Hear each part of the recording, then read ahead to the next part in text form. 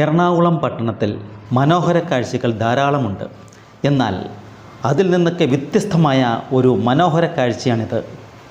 വൈറ്റില പാലാരിവട്ടം റോഡിൽ റെയിൽവേ ഓവർബ്രിഡ്ജിന് താഴെ നല്ല തിരക്കുള്ള ഫാദർ തിയോഫിൻ റോഡിൽ നിന്നുമുള്ള റെയിൽവേ ഗ്യാരേജ് റോഡാണിത്.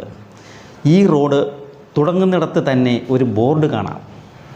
ഇതിൽ മാലിന്യം നിക്ഷേപിക്കുന്നത് കുറ്റകരമാണെന്ന് എഴുതി വച്ചിട്ടുണ്ട്. എന്നാൽ ഇവിടെ കിടക്കുന്ന മാലിന്യ കൂമ്പാരം കണ്ടാൽ ഇവിടെ മാലിന്യം നിക്ഷേപിക്കൂ എന്നാണോ എഴുതി വച്ചിരിക്കുന്നത് എന്ന് ചിന്തിച്ചു പോകും.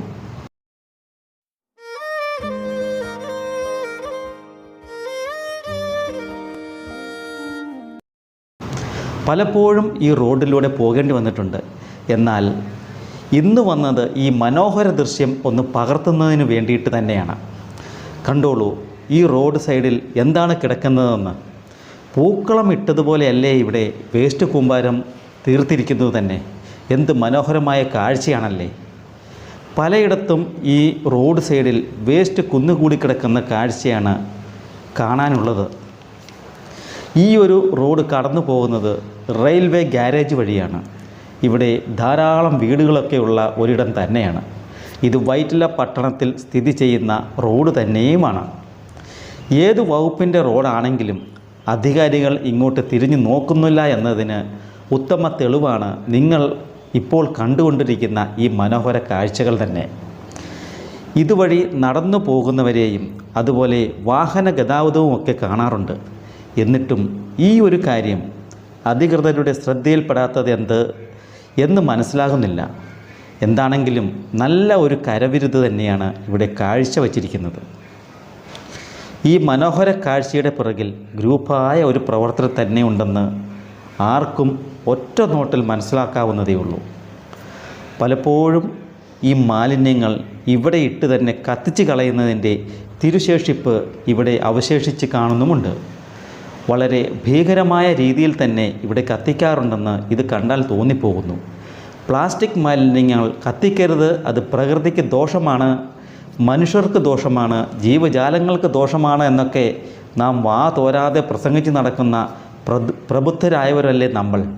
എന്നാൽ ഇവിടുത്തെ കാഴ്ചകൾ ഒന്ന് ശ്രദ്ധിച്ചാൽ ഈ വായ്ത്താളത്തിന് എന്താണ് വില? ഈ റോഡിനോട് ചേർന്ന പാരലൽ റോഡിൽ പള്ളി, സ്കൂൾ, കടകൾ തുടങ്ങിയ ജനവാസ മേഖലകൾ തന്നെയാണ്. മാലിന്യ നിർമ്മാർജ്ജനം 100% കാര്യക്ഷമമാക്കിയാലേ ഇതിനൊരു അറുതി വരികയുള്ളൂ. അതോടൊപ്പം ഇതിൻ്റെ കാരണക്കാരും ബോധവാന്മാരാകേണ്ടതുണ്ട്. അതിലുപരി അധികൃതർ ബോധവൽക്കരിക്കേണ്ടതുമുണ്ട്. എന്തൊക്കെയാണെങ്കിലും കൊച്ചി പട്ടണം പൂർണ്ണമായും മാലിന്യമുക്തമാവുകയില്ല എന്ന് ശരിവെച്ച് പോകുന്ന കാഴ്ചകളാണ് നമുക്ക് പലയിടത്തു നിന്നും കാണാൻ സാധിക്കുന്നത്. ഒരുപക്ഷെ പ്ലാസ്റ്റിക് കവറുകളിൽ കെട്ടി ഇതുപോലെ പല സ്ഥലത്തും ഒഴിവാക്കുന്ന വേസ്റ്റുകൾ ഓരോരുത്തരും മനസ്സ് വച്ചാൽ ഇതുപോലെ വലിച്ചെറിയാതെ നിർമ്മാർജ്ജന യൂണിറ്റുകൾക്ക് കൈമാറാനാകും. പട്ടണത്തിലെ ഡ്രെയിനേജ് വേസ്റ്റ് മഴക്കാലത്തും വേനൽക്കാലത്തും പൂർണ്ണമായി മാറ്റിയെടുക്കാൻ പറ്റാത്ത ഭൂപ്രകൃതി ആയതിനാൽ തന്നെ കൊച്ചിക്ക് ഡ്രെയിനേജ് വേസ്റ്റ് ഒരു ശാപം തന്നെയാണ്.